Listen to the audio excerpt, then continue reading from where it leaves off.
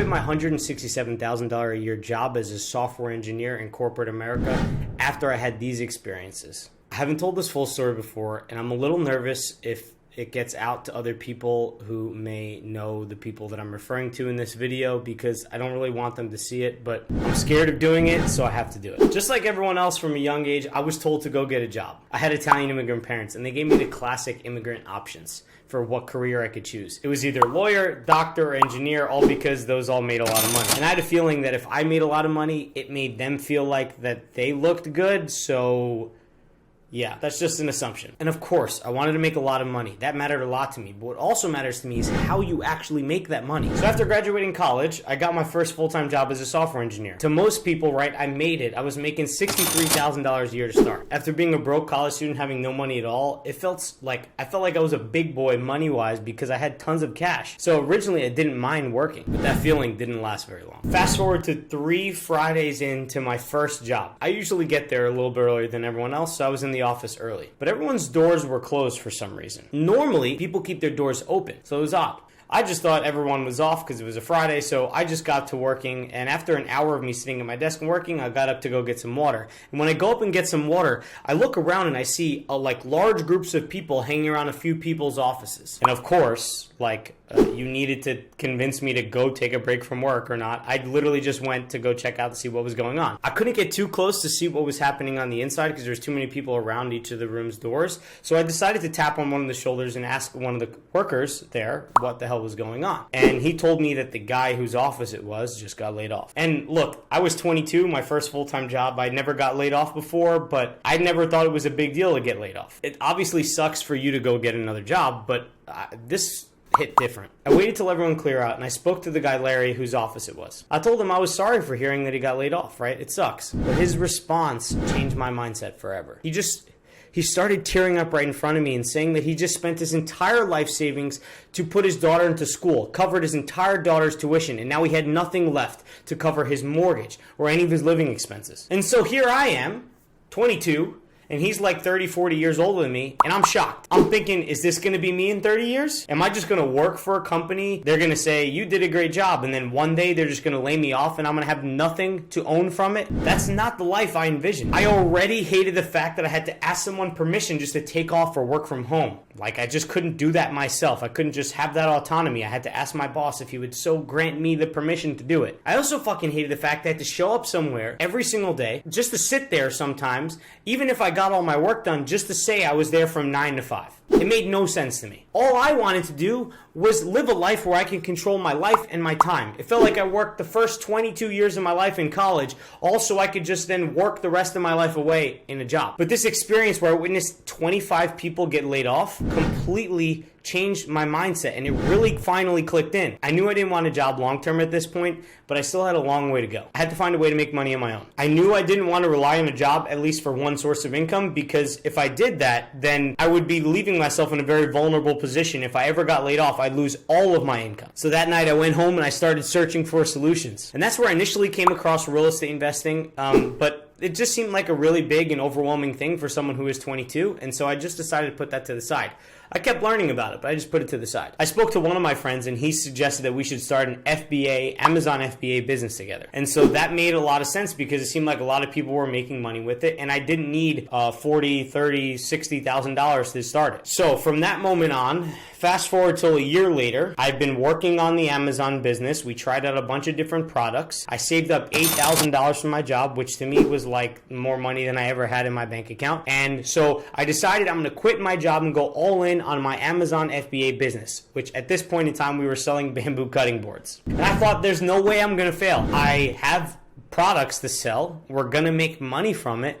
And I have a partner, and so we both got each other's back. And I got $8,000. Like, what the hell is the worst that happens? Boy, was I wrong. After 3 months, we lost $21,000, which was all the money we put into it, and I blew my entire $8,000 savings. I just kept living like I had a job, and I was spending money like I had a job, but I didn't have income coming in. So it was the worst scenario in the world. Immediately now, I was broke with a failed business, living at my parents' house, and I was forced to go back and get a job. Thank God I had my parents' house because I probably would have been homeless if I made this mistake. Here's one quick thing you could learn from my situation. In the beginning, a job can be a great tool. You are getting paid to learn how to do and improve yourself in a skill. You just got to make sure that the skill that you're learning in the job is actually what you want to do down the line. The thing that will actually help you build the business in the future. Not all skills are created equal. So I then spent the next 11 months looking for a job, which if you had asked me when I had a job, I would have been like, yeah, it's too easy for me to find another job. But it was really, really hard. I also had to work odd jobs to survive.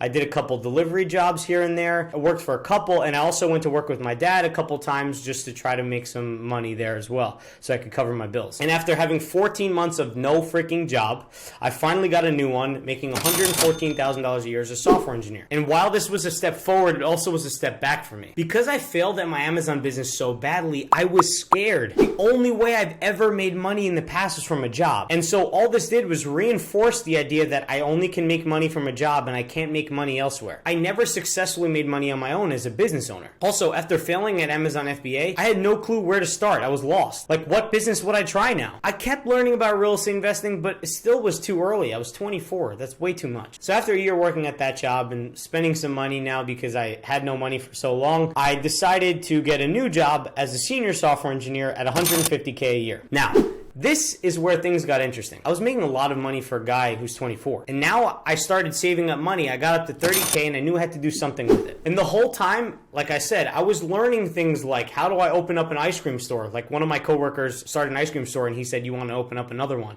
And I was like, okay, maybe. So I was listening to him about it. I also was thinking about trying Amazon FBA again because I had some experience doing that. I also was thinking about running an ATM business, buying a few ATMs and then, filling it with cash, or thinking about starting franchising a Chick-fil-A. Those are literally all the thoughts going through my head. I just wanted to do anything other than a job because I was sick of having someone else control my life. So I ended up landing on making YouTube videos on the side because it was easy for me to do in the time, and I felt like I was making an impact with people. So I made this one video about taking a cold shower. One of my coworkers saw it and shared it with other members of my team. I think this is where it clicked because the next day, my manager's manager, so 2 people above me, just started roasting me about the video. Everyone in the office is laughing at me, or everyone on my team at least was laughing at me, and he took every opportunity he could to make fun of me about my video making. Partly because I think he was a little scared that I was trying to do that full time and I didn't really care about the company. And then another part was because I feel like he got like an ego boost for making fun of me and putting me down. And that hurt. It infuriated me because making videos online was something I started the day my brother got diagnosed with cancer. And I did it because I wanted to motivate other people. And so it had a lot of meaning and creativity behind it. It was my self-expression. And to have him just make fun of it was like the worst